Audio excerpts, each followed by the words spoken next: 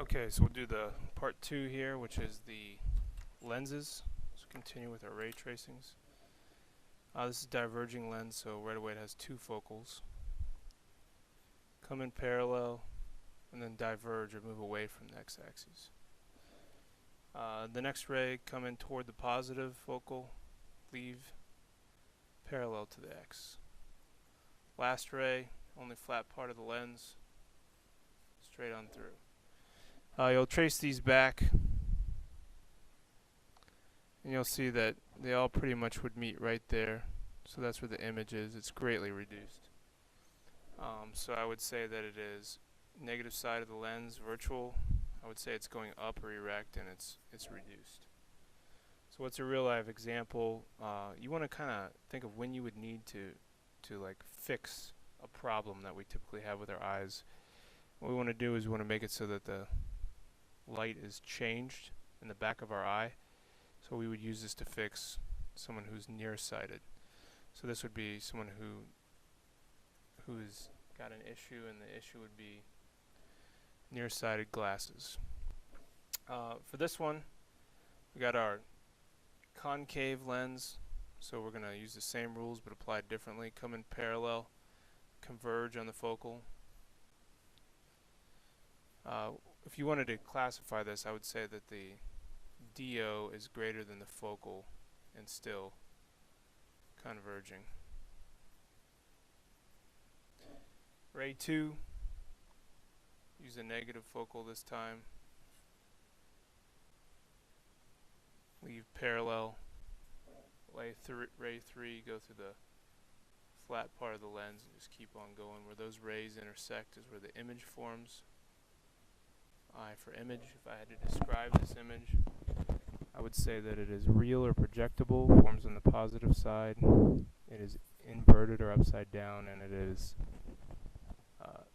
enlarged in this example. If I got greater than 2 times the focal, would be reduced.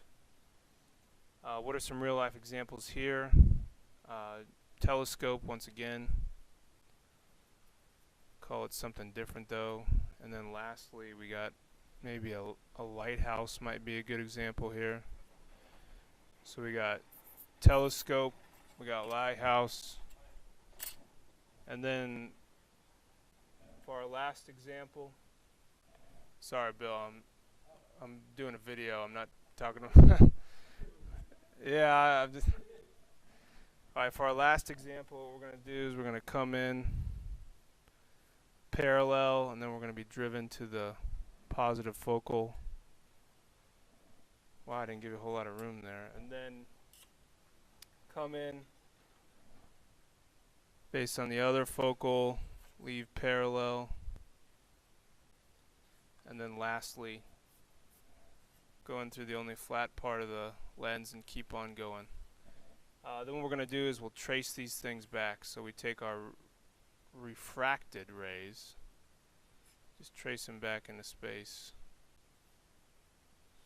something like that, and then where those form is the image. So there's my image. So we'd say that it is virtual, erect, and enlarged. So this example, we would say the focal is greater than the distance to DO, and this is also converging. So what's a real life example for this guy? This is when you want to make something bigger, but it's can't be projected. So this is a classic example of magnifying glass. Now there's probably other examples for these things that you could use. Whatever you guys want to come up with, as long as they make sense. Just like you could probably use some of these things, like this magnifying glass example would be for someone who's farsighted. So you could fix that problem as well. Just do the best you can, and hopefully these ray tracings will help you.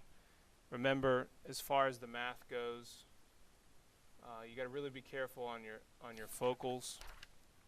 So just to review, concave versus convex mirrors. This has a positive focal. If you don't make it positive, you won't get the math right. And convex has a a negative focal, and then as far as lenses go, converging, that focal is positive, and then diverging, that focal is negative. If you don't make those in that way, your math will not work out. It won't match your graphing results. And then another thing to live by is that DO is always positive.